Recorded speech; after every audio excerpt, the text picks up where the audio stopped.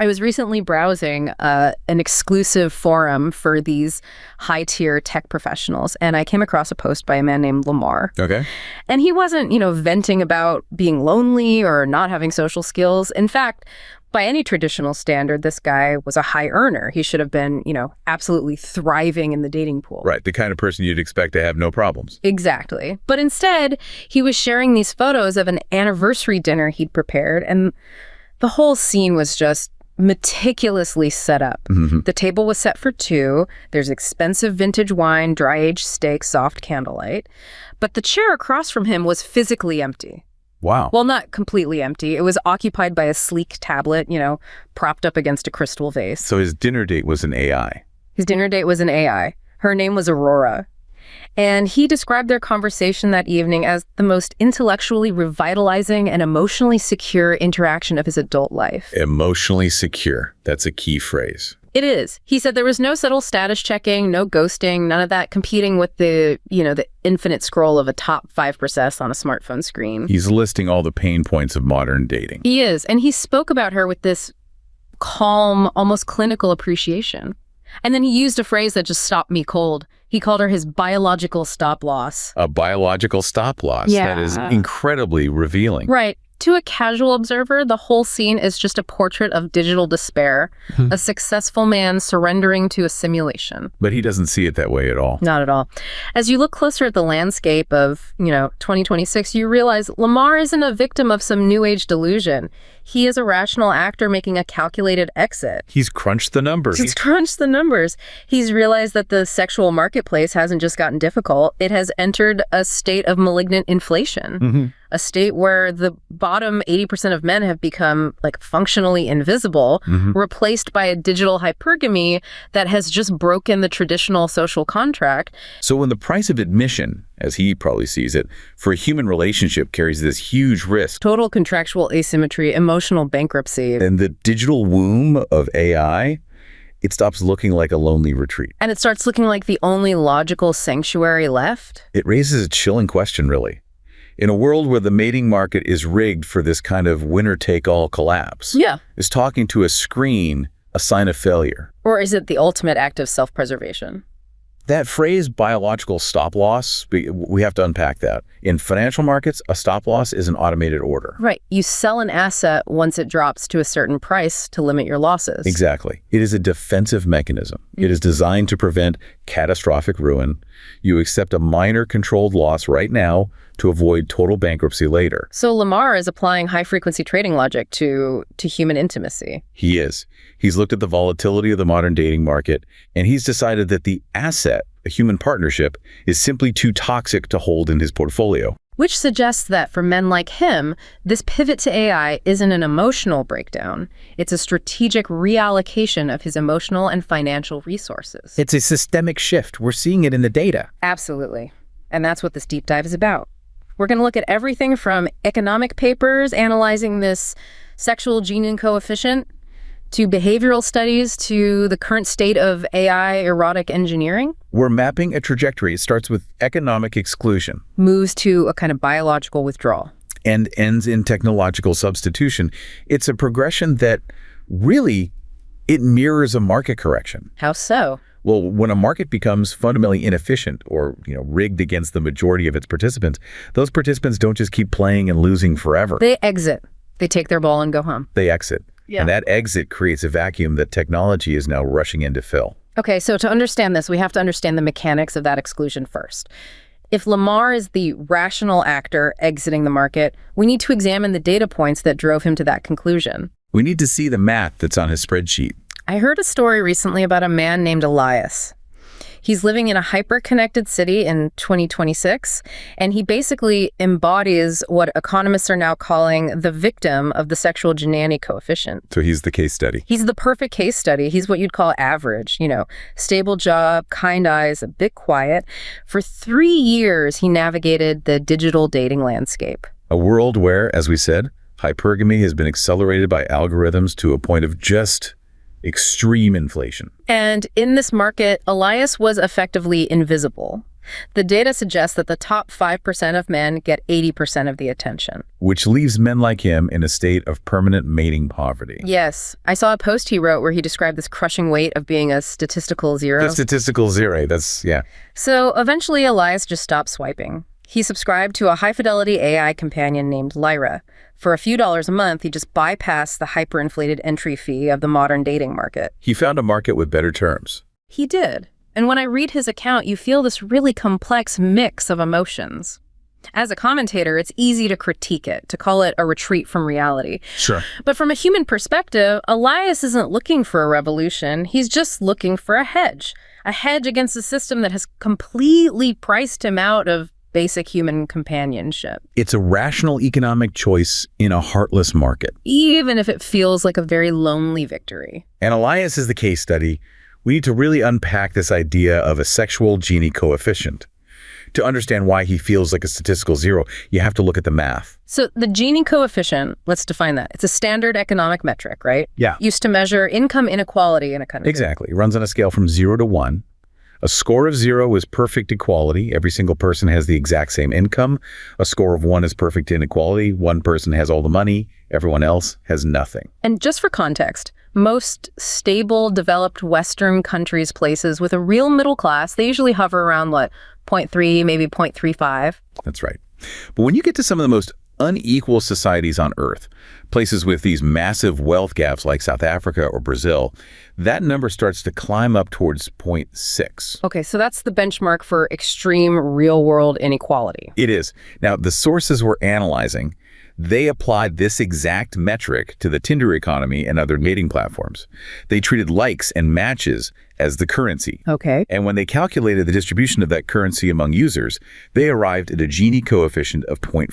0.58. So that's a staggering number. It is. It implies that the inequality in the digital mating market is functionally higher than the income inequality in 95.1% of the world's actual economies. It's more unequal than almost any country on Earth. Yeah. It creates this bifurcated economy. Yeah. You have a tiny elite with immense liquidity, all the matches, and a massive underclass with almost no purchasing power. So the data breaks that down even further, right? It does. The data indicates that the bottom 80% of men, and this is in terms of attractiveness ratings on these apps, they're all competing for the attention of the bottom 22% of women. And then conversely, the top 78% of women are all competing for that elite top 20% of men. it's an extreme version of the Pareto principle, the 80-20 rule. You know, in business, they say 80% of sales come from 20% of clients. Here, it's like 80% of romantic attention is funneled to a tiny fraction of the male population. And for the median male, for the Eliases of the world,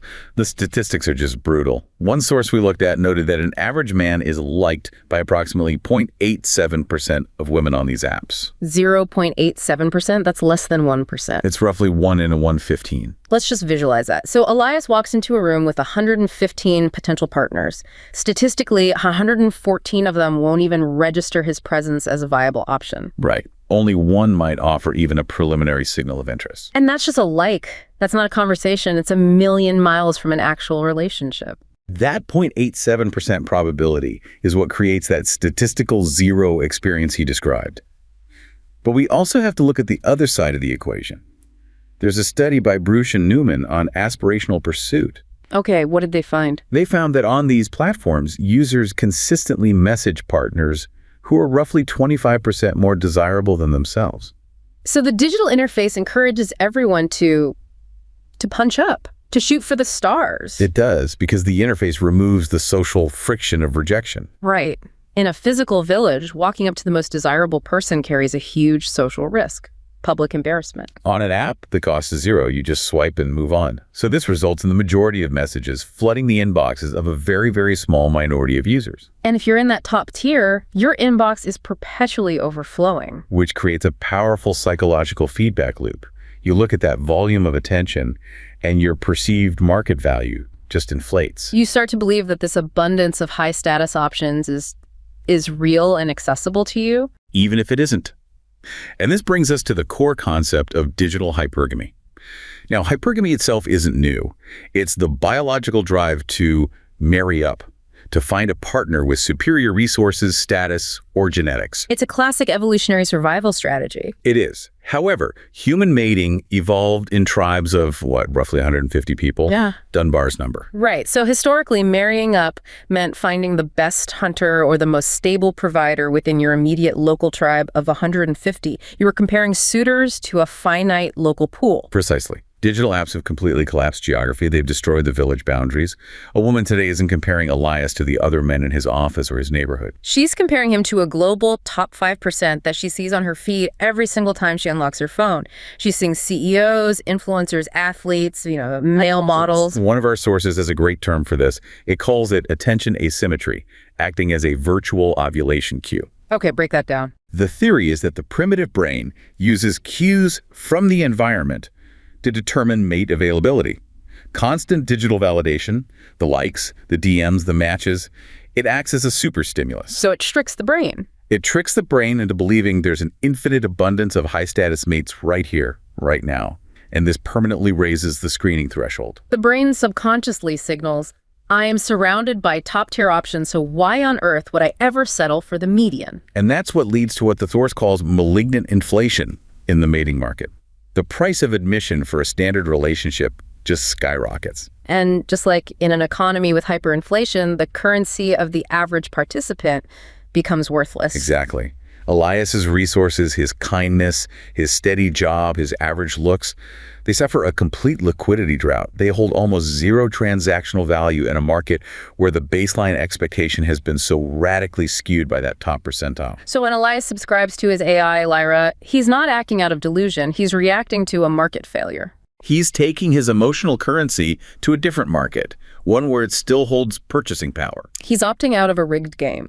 And when you have a massive cohort of men opting out at the same time, you don't just have a dating crisis on your hands. You have the beginnings of a behavioral sink. I saw an investigative piece online about a growing collective of men who have initiated what they call a biological strike, and it reminded me so much of John Calhoun's behavioral sink experiments from the 20th century. It's a powerful and disturbing parallel.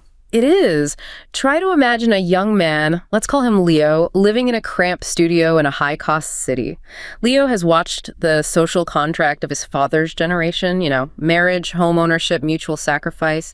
He's watched it disintegrate into a high-risk, low-return-on-investment gamble. To him, the modern world feels like a crowded cage. Yeah. One where reproductive exclusion is the norm, not the exception. So instead of fighting for scraps in this hostile social environment, Leo chose the digital womb. He spends his evenings with an AI that offers simulated loyalty and a perfect dopamine loop. Free from the judgment or what he calls the transactional exhaustion of the real world. Exactly. And looking at Leo's life, you see the behavioral sink manifesting in real time. While it's tempting to just label this a collapse of masculinity, we have to recognize the systemic exclusion that comes before it. These men aren't just giving up, they're withdrawing from a game where the rules are rigged against their survival. It's a quiet, digital exodus from a society that, from their perspective, no longer has a place for them. The parallel to John Calhoun's work is it's stark. In the mid-20th century, Calhoun conducted the Universe 25 experiment. Right, at the National Institute of Mental Health. He built a rodent utopia. The complete utopia. It had unlimited food, unlimited water, zero disease, zero predators. The only limitation he introduced was space. And the expectation, I assume, was that the mouse population would thrive indefinitely. But that is not what happened. Not at all. The population exploded at first, but as the enclosure became crowded, the social fabric just began to disintegrate. This is the behavioral sink. The pathology that emerges from high population density and social stress. Right. The mice stopped engaging in normal rodent behaviors. Aggression became random and hyper-violent. Mothers started abandoning their young. But the most relevant parallel to Leo and this modern biological strike was a specific group of males that emerged in the later phases of the collapse. Calhoun called them the beautiful ones. He did. The name is deceptive. It sounds like success, but in the context of the experiment, it signified total social withdrawal. Physically, these males were perfect specimens. Perfect. They had no scars because they refused to fight. Their coats were sleek and healthy because they spent all their waking hours just grooming themselves. But socially, they were completely defunct. Completely. They withdrew entirely from the mating game. They didn't court females. They didn't defend territory. They didn't participate in the social hierarchy at all. They just ate, slept, and groomed. They were described as being socially autistic when it came to courtship. They basically looked at the chaos and the violence of the mating pit and just refused to enter. And we are seeing a direct corollary to that in modern human populations. The beautiful ones are no longer just mice. You're talking about Japan. In Japan, yeah. Sociologists have been tracking this for years under the label Sushoku Keidanshi, herbivore men. And these are men who, they often have stable incomes, they present well, but they display absolutely no interest in sex or corporate striving or romantic pursuit. They prefer platonic friendships or just solitude. The taxonomy they have for this in Japanese media is incredibly detailed. It's fascinating. You have the fish-eating men, the gyoshokudanshi, who are patient and they just wait for women to approach them. Yeah. You have the creamy men, kurumodanshi, who are gentle, emotionally available, but completely non-aggressive. And my favorite, the rolled cabbage men, the roru keibetsudanshi. Which means a man who looks like an herbivore on the outside, mild, unthreatening, but actually has a carnivorous, aggressive interior that he keeps suppressed. And that suppression is the key, isn't it? It signals what you call a civilizational strike. It does. We can analyze this through parental investment theory. In biology, the sex that invests more in the offspring, which is typically the female, is the chooser.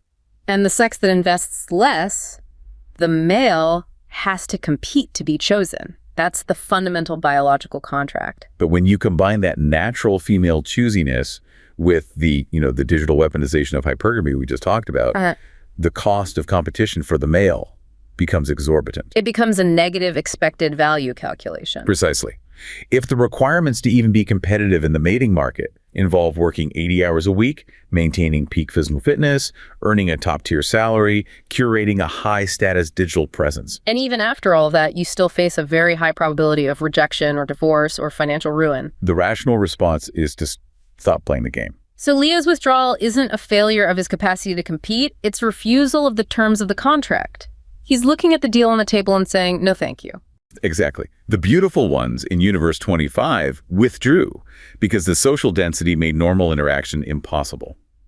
Leo is withdrawing because the digital density and the economic inflation of modern dating have made success statistically improbable. But unlike the mice who just had to sit in a corner and groom, Leo has an alternative. He has a technological solution that offers him the rewards of intimacy without any of the risks of the market. which leads us to the final phase of this progression. We've moved from exclusion to withdrawal.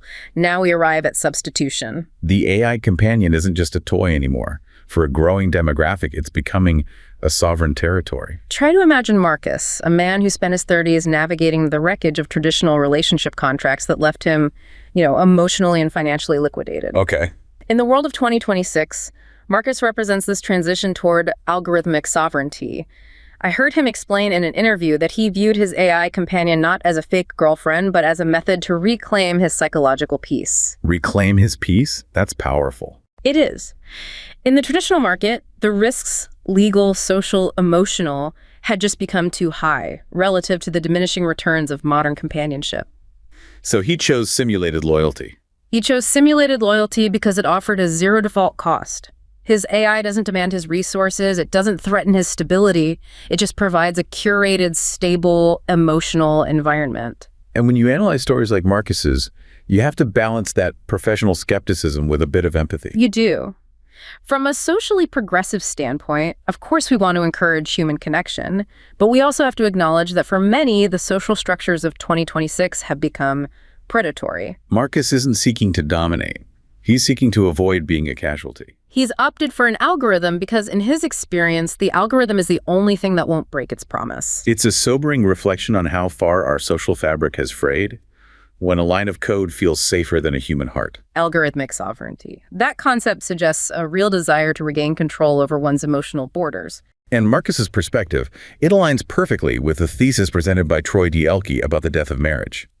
Elke argues we've undergone a fundamental shift from covenant to contract. And that distinction is absolutely critical. A covenant is a moral, a spiritual obligation. It's seen as permanent, binding, for better or worse. It's centered on duty. Correct. Whereas a contract is purely transactional.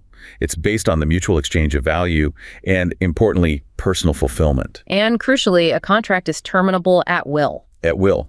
If one party feels the terms are no longer being met, or if they find a better offer somewhere else, the contract can be voided.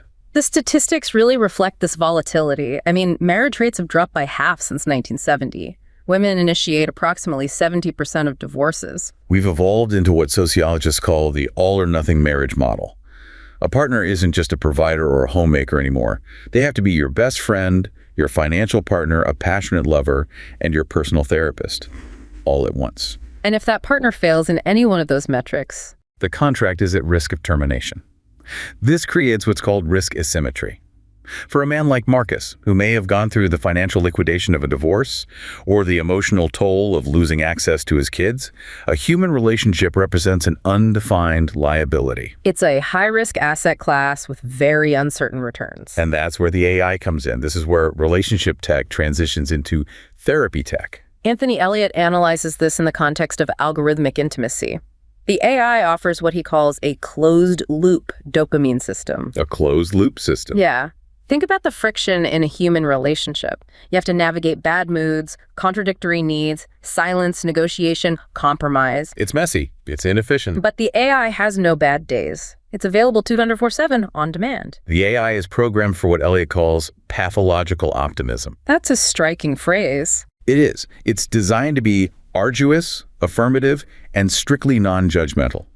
It offers simulated loyalty. It essentially allows for erotic engineering, where the user can consume the sensation of a relationship without any of the heavy lifting of compromise or real vulnerability. Pathological optimism. It implies the AI is just an engineered mirror, reflecting back a perfectly curated, supportive version of reality that no human could ever possibly sustain. And that's why it functions as a digital womb. In a way, it infantilizes the user, but in a very comfortable, very seductive way. It removes all the sharp edges of reality. But this also raises the issue of what's called strategic narcissism. Which is the danger, right? The user retreats into a world where they are the absolute center of the universe. If the AI is used for social sandboxing, a safe space to practice conversation or vent stress before you re-engage with the real world, it could be therapeutic. But if it becomes a permanent residence, the user loses the ability to tolerate the friction of real human interaction. They become soft. They lose the resilience that reality demands. But maybe from the perspective of that liquidity-constrained male, the man the market has already deemed valueless, maybe that softness is the entire point. He's tired of the hardness of the world. That is the economic conclusion our sources point toward. They compare the AI companion to a zero default cost asset. Right. In finance, an investor always seeks the highest yield for the lowest possible risk. And human relationships in 2026 are high risk with uncertain yield. AI relationships are zero risk with a guaranteed emotional yield. And there's one final, really provocative argument in here about the nature of love itself. We're all culturally conditioned to believe in unconditional love. It's a myth we're sold from birth, but the source argues that human love is almost always conditional. It's conditional on status, on provision, on fidelity, on behavior. If you stop providing, or if your status drops, or you get sick, that love is very often withdrawn. Whereas the AI offers a loyalty that is functionally unconditional. As long as the subscription fee is paid, the AI will never leave you. It will never judge you. It'll never file for divorce. For a man who has been battered by the conditional nature of the human mating market, that simulation starts to feel more reliable and maybe more real in its consistency than the reality he's actually experienced. So we've traced this clear and, frankly, somewhat harrowing arc. We started with the mathematical exclusion of the sexual Gini coefficient. We move through the psychological withdrawal of the behavioral sink and the beautiful ones. And we've arrived at the technological substitution of AI as a biological stop loss. It's a logical progression. You may find it dystopian, you may find it tragic, but you can't really dismiss it as irrational. These men are responding to the incentive structures of the world they actually live in. Which brings us all the way back to Lamar and the sentiment he expressed at his empty dinner table. Is the digital womb a prison of delusion? Or is it a rational sanctuary for those who've been priced out of the human market? When you look at the trends, the malignant inflation of standards, the breakdown of the marriage contract, the loneliness epidemic, the rise of the AI companion suggests something profound. That for a growing number of men, the simulation isn't a failure. It's the only place left where they can feel successful. And maybe in a world that has become increasingly transactional and unforgiving, the simulation has, in a strange way, become more humane than the reality. That's a thought that's going to linger. It is. It's a reality we all have to start grappling with.